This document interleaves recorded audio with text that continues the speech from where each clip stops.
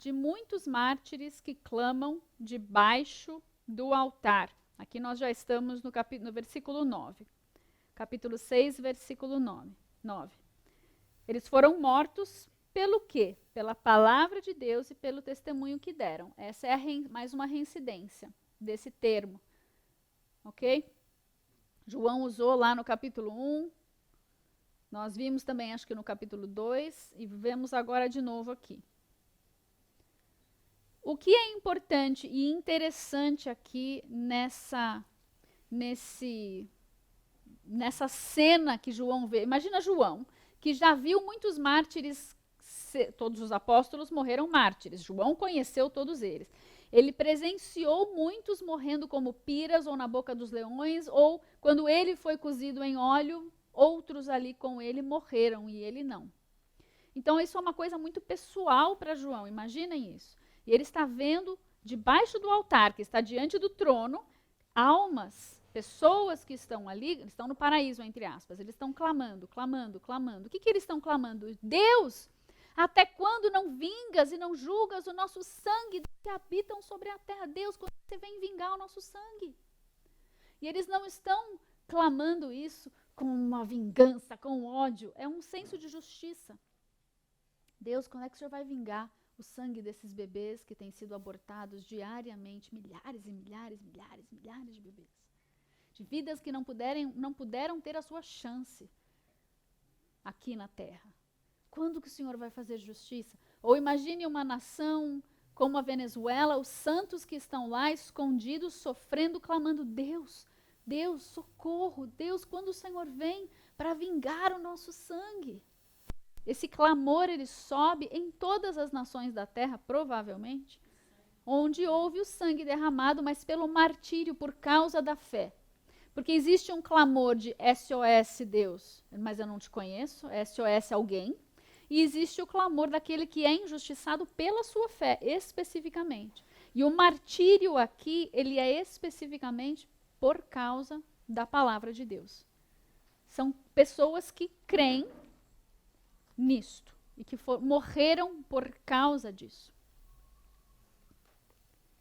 E qual é a resposta de Deus, que é estarrecedora? Repousem mais um pouco, eu estou parafraseando aqui, até que se complete o número daqueles que vão morrer. Olha que palavra dura.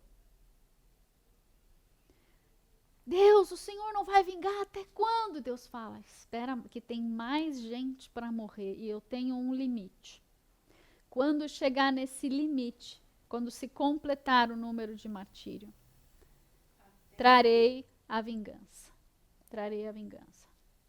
A impressão é um desatar de perseguição dos santos nesse quinto. E nesse quinto selo, o que está acontecendo então? Jesus abre o quinto selo, e o que eu creio que João está vendo é uma permissão, e não só a permissão já está aqui, ela já acontece hoje, mas vai ser algo multiplicado terrivelmente. Vai acontecer muito, muito, muito, muito, muito martírio. E eu sei que a igreja quer ser arrebatada antes da tribulação, mas para haver esse grau de martírio, muito provavelmente a igreja estará aqui ainda. Você não precisa concordar comigo. Abra sua caixa doutrinária e prepare-se. Se nós formos antes, aleluia, é lucro. Se não, nós estamos preparados para ser a voz de Deus nesse tempo.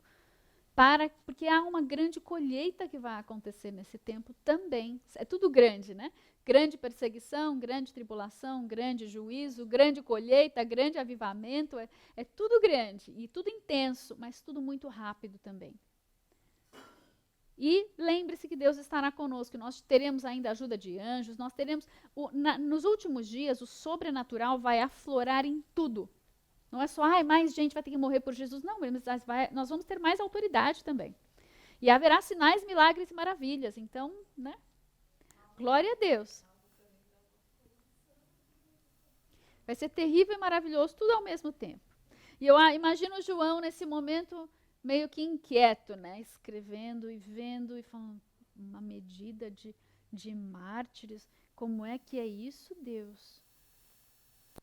Olha o que ele diz, né? Foi-lhes dito que repousassem ainda por pouco tempo, até que se completasse o número dos conservos, seus irmãos, que haviam de ser mortos, como eles também foram. Mas o que é o alento? É onde eles estão. Eles estão debaixo do altar de Deus, eles estão no paraíso, eles estão na sala do trono, eles estão com Deus. Ou seja, eles ganharam a sua salvação, eles perderam a vida, mas eles perderam a vida terrena, mas ganharam a vida eterna e vão ter a vida terrena restaurada por causa da ressurreição dos mortos. Eu estava pensando agora exatamente isso que você falou. Então, tem um número de mártires? Tem uma medida, tem uma quantidade que vai, que acontecerá. Aí nós chegamos no finzinho do capítulo 6 e temos o 6º selo sendo aberto. Está faltando um selo aqui, não? Está faltando um selo aqui, gente. Perdi um selo pelo caminho. Depois precisa procurar em algum canto. Meu selo perdido. O que acontece nesses últimos selos, nesse 6º selo, que é o último do capítulo 6? Nós vemos abalos sísmicos, que diz aqui, no versículo 12, um grande terremoto. Que mais? O sol se torna negro e a lua como sangue. Sinais no céu, né? As estrelas caem, entre aspas, né? Caem sobre a terra como uma figueira sacudida. Então, são os abalos celestiais, são sinais na terra, nos céus. E essas estrelas é que são uma chave aqui, né? E a gente vai falar um pouquinho sobre essa palavrinha que é Aster, que está no próximo slide. Vai dar uma guinadinha de mundo espiritual aqui. E todos os montes e ilhas são movidos. Eles não são removidos, mas são movidos. A palavra é que vem de sinestesia. Kinesteses, alguma coisa assim. Que é de movimento, né? Cinésio, cinesiologia, de movimento, estudo do movimento. Mexeu, mas mexeu muito, o suficiente para você dizer, cara, saiu daqui e foi para lá. Então é um terremoto espetacular, mas diz todos os montes e ilhas são movidos de seus lugares. Ou seja, vai ser algo que vai abalar todas as placas tectônicas do planeta. Vai mexer tudo um pouquinho. Mas não vai destruir a Terra totalmente. Okay? Vai ser apenas um grande, grande, grande abalo. Mas não vai ser o pior ainda que está por vir. Mas o que acontece aqui, que a gente já analisou num outro texto, eu só vou falar por cima, que a gente analisou com o texto, né? O texto de Isaías 34, se não me engano, junto com esse. Nós fomos em Joel, num outro seminário, nós analisamos as luas. O que eu só quero lembrar, para você ter se o sol negro é um eclipse e a lua de sangue é um eclipse, não dá para acontecer as duas ao mesmo tempo, a não ser que nós tenhamos outro objeto entre a Terra e um dos dois. Que agora eu não vou me lembrar qual é qual. Mas depois a gente desenha, na aula disso eu trago de volta aqueles slides. Mas lembrando, para ser eclipse tem que ter um outro objeto envolvido. Talvez não seja um eclipse, talvez seja algo sobrenatural que Deus faz. Pode ser também? Pode ser. São muitas as possibilidades. Não podemos ficar olhando apenas na ciência ou no mundo que nós conhecemos, porque Deus vai fazer coisas sobrenaturais. O anticristo vai fazer coisas sobrenaturais. Deus é muito mais poderoso, Deus é Deus que criou o anticristo, então, né, não se compara. Mas será um tempo de eventos sobrenaturais. Não pode ser 2 eclipses com mais um objeto no meio, pode ser alguma outra coisa que o sol escureceu e teve um eclipse lunar, ou, né, pode ser algo sobrenatural também. Então, não fecha essa caixa doutrinária. Agora, as reincidências são palavra de Deus e testemunho que deram. Aqui eles não falam testemunho de Jesus, falam testemunho que deram. Isso abre margem para algumas outras interpretações. Alguns dizem que, quem sabe, esses são os santos do Antigo Testamento que estão clamando. Eu não sei, porque a gente já está nos últimos dias e tem muito santo do Novo Testamento também, né? Mas são possibilidades.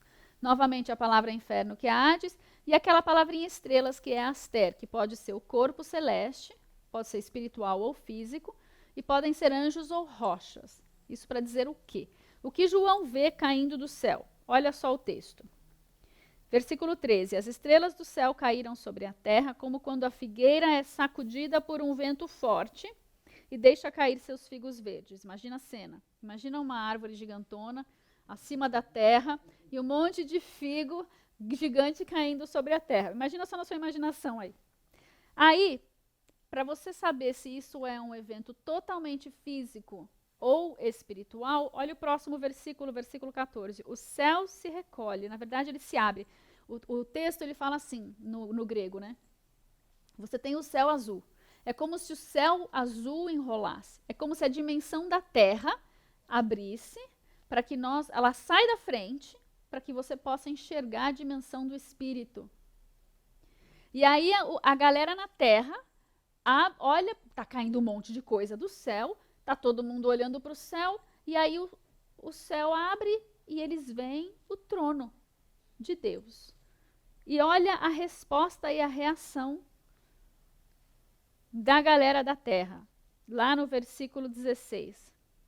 Eles começam a fugir, se esconder debaixo de monte, de rocha, de qualquer coisa, e eles falam, cai sobre nós, escondei-nos do rosto daquele que está sentado sobre o trono e da ira do cordeiro. Ou seja, eles começam a se esconder para fugir da ira de Deus.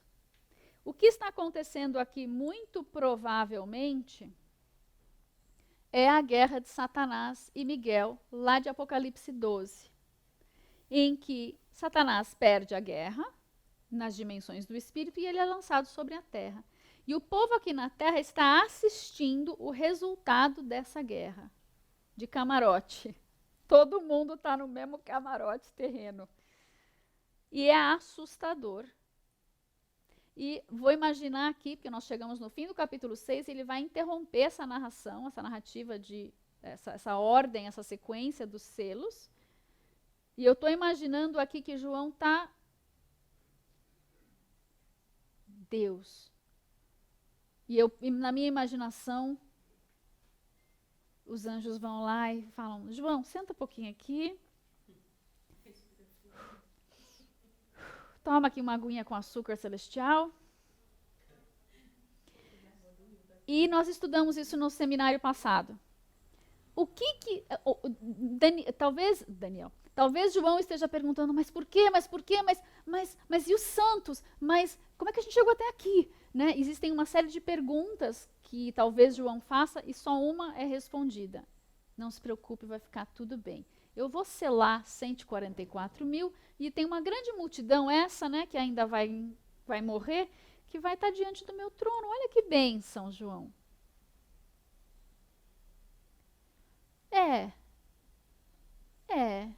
É uma bênção, mas vai doer. Mas, João, você não está perguntando isso. Quem está perguntando isso é a Márcia, porque o João já passou por tribulação, já está na ilha de Patmos, ele sabe exatamente o que é isso e ele sobreviveu e chegou até aqui sem negar a Jesus. Quem está perguntando, Deus, vai doer, é a Márcia, não é o João. Porque nós não temos esse botãozinho do sofrimento como ele tem, né? Nós não temos o botãozinho do martírio como tem os santos da China ou do mundo islâmico. Nós estamos em berço esplêndido. E o cancelamento ou a rejeição de amigos que não concordam com você, desculpa dizer, não é perseguição, tá? Mas também não vai aos pouquinhos nos preparando, mas não é de fato, não dá para dizer que a gente sofre perseguição de verdade. Às vezes é bênção, é para corda, né? Ou às vezes para se livrar de pessoas que realmente não acrescentam em nada. Mas como nós amamos a todos, mesmo que não nos acrescentem em nada, a gente tem que estar disposto a morrer por aqueles que ainda não conhecem. A triste realidade é que nós não queremos morrer por ninguém. Mas nos últimos dias o martírio vem, porque nós vamos morrer por Jesus, mas nós vamos talvez morrer para salvar alguém que não conhece a Jesus ainda. E talvez nós tenhamos que, né, sabe esses filmes em que a pessoa bota duas na frente e fala, qual que eu mato, essa ou essa?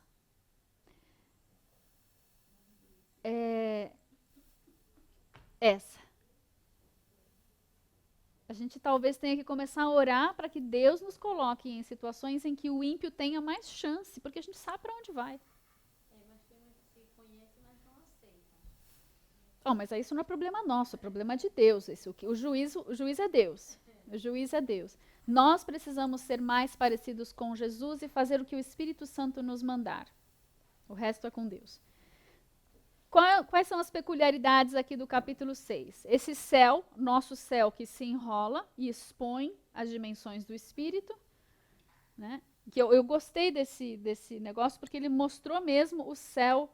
Só faltou ele colocar o trono aqui, né? Só faltou eu colocar. Vou achar um trono que eu consigo recortar e vou pôr ali para todo mundo ver. Eu fiz um monte de coisinhas assim. Eu estou aprendendo, mas é muito ruim. Sou muito ruim disso ainda. Mas eu chego lá, vou melhorando, de glória em glória. O céu se abre, eles veem o que está ali. E aí nós vemos os homens se escondendo e dizendo, é vindo o grande dia da ira do Cordeiro. Quem poderá subsistir? Guarda essa pergunta que está no versículo 17. Guarda essa pergunta, porque essa resposta vem lá no 13. Lá no capítulo 13, que é uma porção explanatória, a gente vai pegar o gancho para continuar essa história aqui. Vocês gostaram, gente, do leão? Maravilhoso, né? Olha, para vocês aumentarem a intercessão pelos professores e mestres que nos ensinam, um negócio assim, uma telinha dessas, leva mais de meia hora. Algumas levam mais. Até achar a imagem, fazer a montagem, porque eu vejo na minha cabeça, aí eu vou procurar o que eu estou vendo. Aí eu falo, Deus, eu preciso de uma imagem assim, assim, assim, que eu estou vendo assim. Aí Deus é tão bom que às vezes eu acho. Deus às vezes é tão bom que às vezes eu não acho, ele me mostra algo melhor. E aí João, socorro, Deus, o que está acontecendo aqui? Calma, respira, João. Tem jeito, vai dar tudo certo, vamos entrar no seu próximo capítulo. Não tinha capítulo naquela época, mas eu vou te dar mais uma visão agora, e nessa visão vem um alento aí para você, tá, João? Eu espero que você receba como alento. Mas olha, eu vou proteger 144 mil, eles serão selados. E aqui nós temos uma questão de tempo. Eles serão selados antes das trombetas. Provavelmente, na minha leitura, ok? Talvez você não enxergue isso no texto. A Márcia que está falando. Não é um absoluto. Mas como diz assim, no capítulo 7, versículo 1, depois dessas coisas, depois dessa visão, eu vi 4 anjos que estavam sobre os 4 cantos da terra, retendo os 4 ventos. Então, ele vê 4 anjos que estão segurando ventos. Que ventos são esses? Aí ele vê um outro... peraí, volta aqui. Para que nenhum vento soprasse sobre a terra, sobre o mar e sobre a árvore. Então ele está segurando ventos.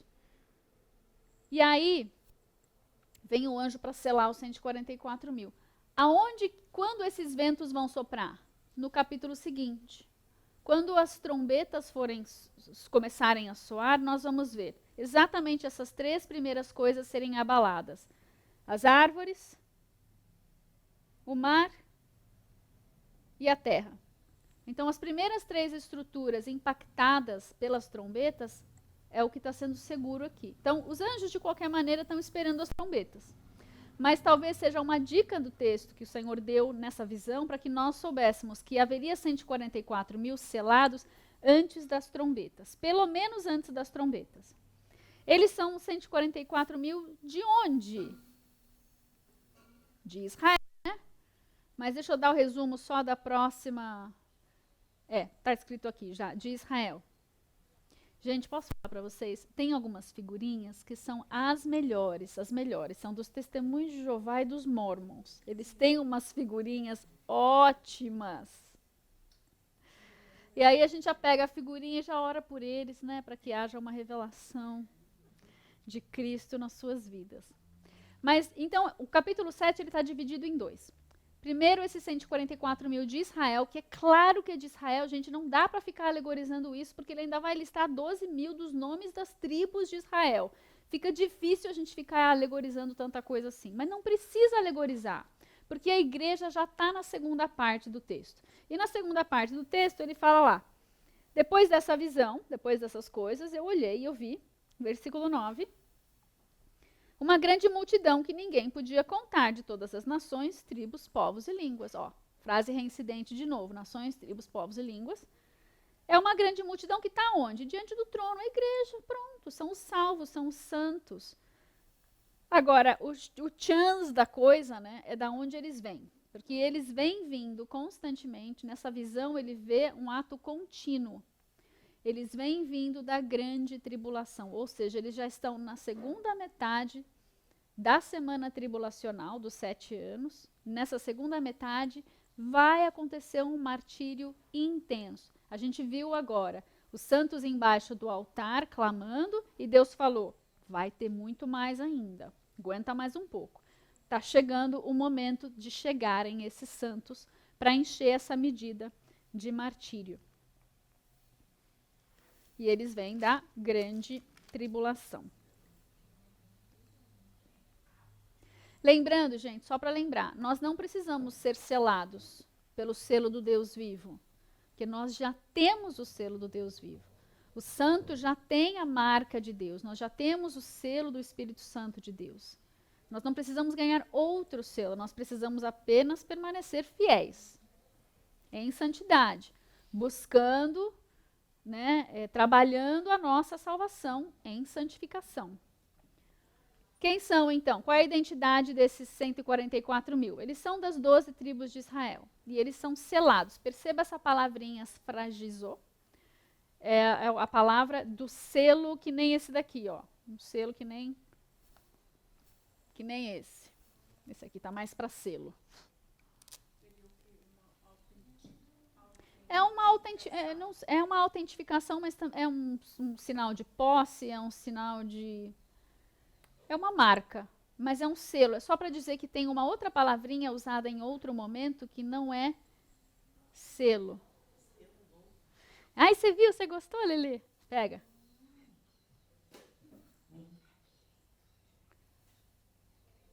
Agora eu preciso achar o meu último selo daqui, minha última colorida. Deve estar na sacola em algum lugar. Alguém roubou meu 7º selo, meu Deus do céu, não pode, esse é o mais importante de todos, não pode sumir.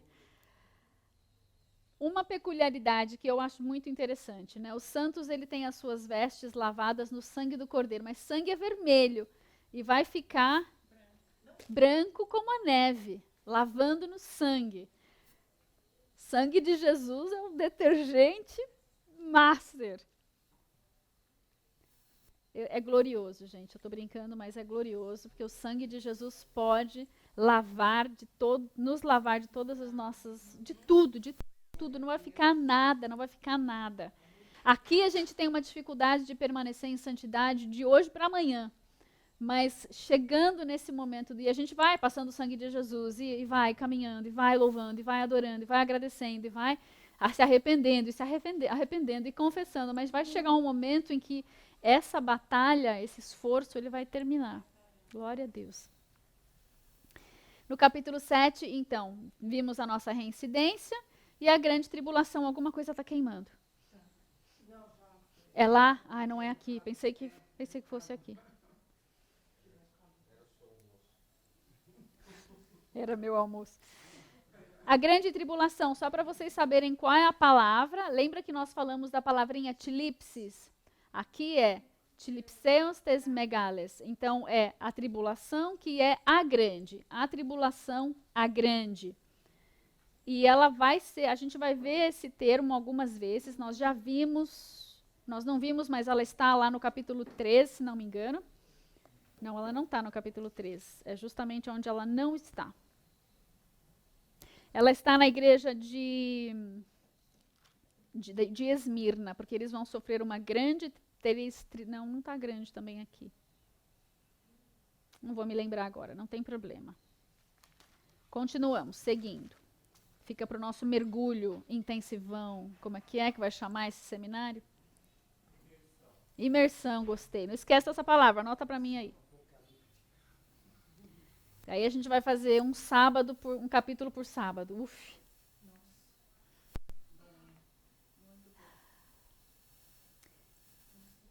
Deu o alento a João, ele interrompeu a sequência, então não esquecemos, parou no 6º selo, tem mais um ainda, não tem? Então agora a gente vai voltar nesse 7º selo, onde os juízos de Deus agora de fato serão liberados. E o que é importante a gente lembrar?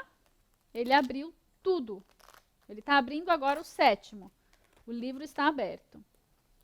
Isso é extremamente importante. Então lembra, se o Apocalipse tem a ver com isso, lembrar aonde ele está abrindo os selos, lembrar quando o livro é aberto, é importante. Ela gostou, está aprovado.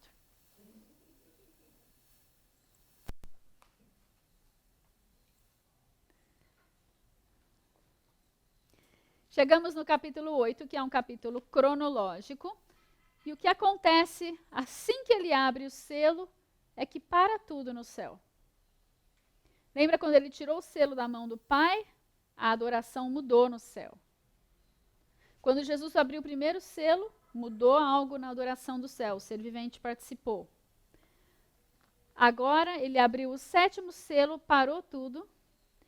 Entram em cena os anjos das 7 trombetas.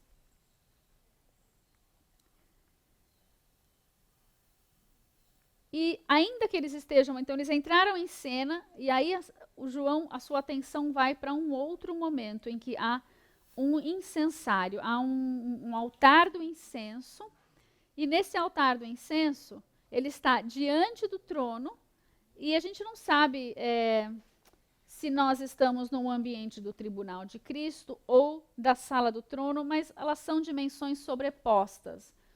O que acontece é que os anjos, o que os santos estão clamando? Por vingança. O que é isso? Clamar por justiça. Então os santos estão clamando, Senhor, vinga o nosso sangue, faz justiça sobre a terra, termina esse bendito desse plano, dessa obra da redenção. Junto com as orações dos santos, tem incenso, o anjo, ele apresenta aquilo diante do Senhor e aquilo sobe, e aqui nós temos 2 possibilidades da cara do incensário. Não faz diferença de fato, mas como eu gosto de visualizar, normalmente, porque ele está sobre as brasas, né? Seria uma bacia que está sobre as brasas. Você não coloca o fogo dentro, né? Se bem que agora ele vai colocar o fogo, depois que subiu toda aquela intercessão, o fogo vai ser colocado dentro do incensário e o anjo vai catar aquele incensário com o fogo e ele vai jogar sobre a terra. Não é assim não, tá? Aqui ele está só assim, não é assim não. Ele vai lançar o incensário sobre a terra e vai ser duro para a terra. Vai ser intenso. Vai ser intenso e a terra vai reagir inicialmente com o quê? Que pelo visto eu esqueci de colocar aqui. Esqueci, talvez eu coloque lá no fim, mas sem saber se eu coloquei no fim ou não, porque esse negócio aqui leva meses para fazer, né? Quando eu chego no fim, nem sempre dá tempo de voltar no começo. Anote aí que no versículo 5, 8:5, diz assim: Então o anjo tomou o incensário, encheu do fogo do altar e lançou sobre a terra. E houve trovões, vozes, relâmpagos e mais terremotos. O item extra acima do outro. Então imagina, lá no capítulo 6, no 6º selo, as ilhas já foram movidas dos seus lugares. Agora você imagina esse terremoto, mais um terremoto. O que eu quero que vocês imaginem também é algo que o Senhor me mostrou essa semana. Vocês lembram quando o trono de Deus desceu sobre o Monte Sinai? E chamuscou a montanha, e o povo tinha pavor de chegar perto daquilo, tremia. E Deus falou, não toca no monte, que eu vou descer sobre o monte e vai morrer, porque a minha presença, você não dá conta da minha presença. Imagina, João desmaiou na presença de Deus. Né? Naquela época não tinha ainda o sangue de Jesus, não tinha cruz. E eles não podiam de maneira nenhuma tocar ali. Moisés recebeu uma graça especial e os 70 e Josué para poderem subir no monte, né? A permissão de Deus é maravilhosa. Esses relances, essas aberturas que ele dá com a sua graça, né, para que nós possamos chegar. Mas eu quero que você imagine nesse tempo, nós vimos no capítulo 4 a cena da sala do trono com relâmpagos, vozes e trovões. E aos poucos, ao início da semana, quando o Senhor pega esse rolo e começa a abrir os selos, é como se, imagine a dimensão do Espírito devagarinho começando a se aproximar. Ela está aqui, eu sei, mas uma aproximação onde nós começamos a sentir essa presença. E então, terminando de abrir o rolo, é como se o trono se aproximasse um pouco mais, e nós temos, lógico, esse negócio, né, o incensário lançado sobre a terra, mas é como se aquilo que desceu sobre o Monte Sinai começasse o processo de descer sobre a terra, num ato de purificação dessa terra também. A fusão das dimensões, que nós já... Olha, a gente ministra isso há anos. Eu ministro sobre a fusão das dimensões há mais de 10 anos. Quando o Chuck, eu acho que alguém falou numa profecia no culto, que as dimensões estavam começando... Como que era a terminologia que eles usaram? Você lembram? Não, é como se começasse...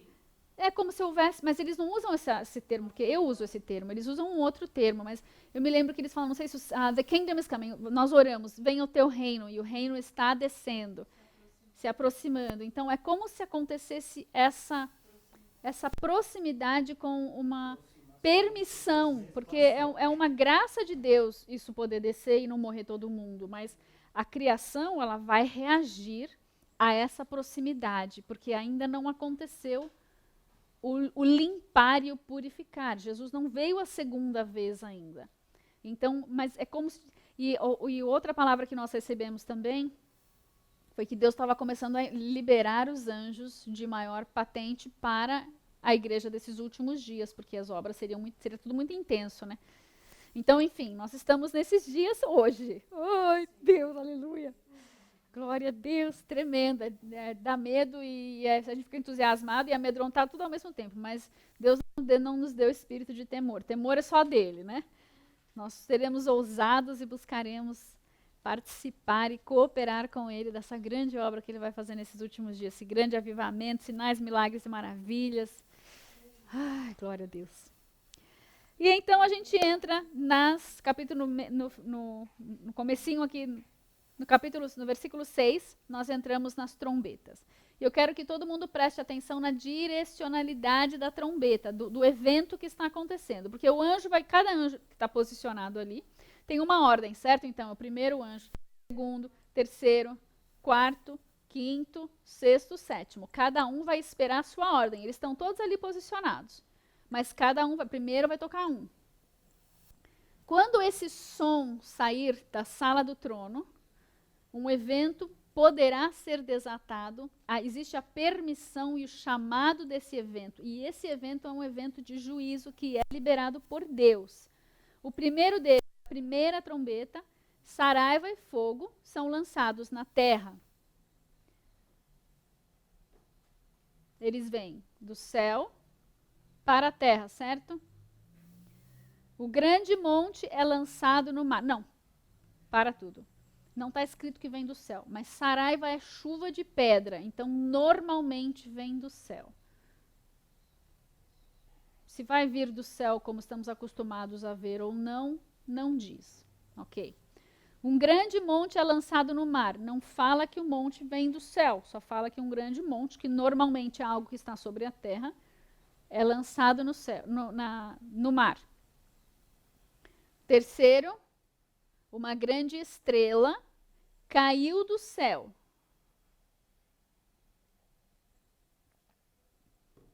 Eu estou usando os termos que estão de fato no grego, tá?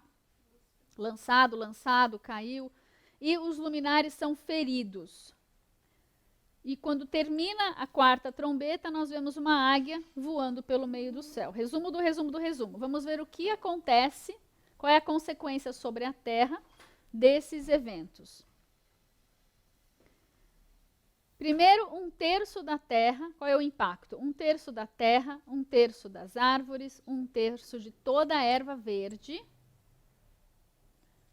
1/3, tudo. Queimados. Segunda trombeta, 1/3 do mar, 1/3 das criaturas marinhas e 1/3 dos navios. Terceira trombeta, 1/3 dos rios, fontes de águas infere-se que potáveis, e muitos homens morrem porque são águas que o homem bebe e quando ele vai beber elas estão contaminadas. E na quarta trombeta, 1/3 da luminosidade da Terra. Então, quero que você imagine o cenário. Tudo isso é o que o homem precisa para viver, para comer. É comida e bebida e luz. Comer, beber e enxergar. Ou seja, a terra ela vai ser 1/3 da provisão do que é para a subsistência do homem vai ser destruído. Criaturas do mar, peixe. Se você destrói as árvores, a terra e a erva, toda a erva verde, o gado não tem o que comer. Você que gosta de salada, meu filho, so sorry. Você que gosta de peixe também. Você que gosta de um churrasquinho também. Pense que já passamos por guerra, os homens numa violência matando-se uns aos outros lá no segundo selo. Já passamos por fome, já passamos por mais pestilência, mais fome, 1/4 da terra já foi destruída. Da humanidade, perdão. Aí a gente chega aqui e começa a acontecer cataclisma. Então, primeiro é algo que Deus vai permitir acontecer pela mão do homem. E pela presença de Satanás e do anticristo no cenário. Agora, isso vem soberanamente da mão de Deus. Deus está usando a natureza para trazer o juízo sobre a terra. E isso vem com aumento absoluto da fome. E até a nossa locomoção vai ficar atrapalhada, porque a gente não... Só sendo trasladado mesmo. Senhor, preciso ir lá visitar minha mãe, socorro, se já não estiver junto, né? Se já não tiver morrido. Todo mundo aqui. Nesse momento aqui, no finzinho que você está vendo, que a águia vai voando pelo meio do céu, a águia diz assim, ai, ai, ai da humanidade, por causa das vozes das próximas trombetas que ainda vão tocar. Ou seja, nós já tivemos 4 trombetas tocadas. Nós temos mais 3, certo? 5, 6 e 7. Ai, ai, ai. São conhecidos como os 3 ais. A 5ª trombeta é um ai, a 6ª trombeta é um ai e a 7ª trombeta é um ai. No fim não. Aqui, aquilo que era para eu ter colocado lá no começo, que são as reincidências que já estão vendo aqui, trovões, vozes, relâmpagos e terremoto. E nós vemos que uma das estrelas, a estrela que cai do céu, ela tem nome. Ela se chama Absinto. A gente está aqui no versículo 10. 8, 10. O terceiro anjo tocou a sua trombeta e caiu do céu uma grande estrela, ardendo como uma tocha. E caiu sobre a 1/3 parte dos rios e sobre as fontes das águas. O nome da estrela era Absinto. A 1/3 parte das águas tornou-se em absinto. E muitos homens morreram das águas que se tornaram amargas. Não é destruidor aqui. Aqui é só absinto, é só amargo. Esse é outro, você está pensando em outro já. Então, esse é um astro, não fala anjo, fala astro, uma estrela que caiu, né? E que causou esse estrago com as águas potáveis. E nós temos os 3 ais. Para ninguém se confundir, o primeiro ai é a 5ª trombeta, o segundo ai é a 6ª trombeta e o terceiro ai é a 7ª trombeta. E agora a gente está para ver alguns seres super bonitos como esse aqui. A gente vai ver daqui a pouquinho na próxima trombeta, no próximo capítulo. Super fofo, né? Super querido.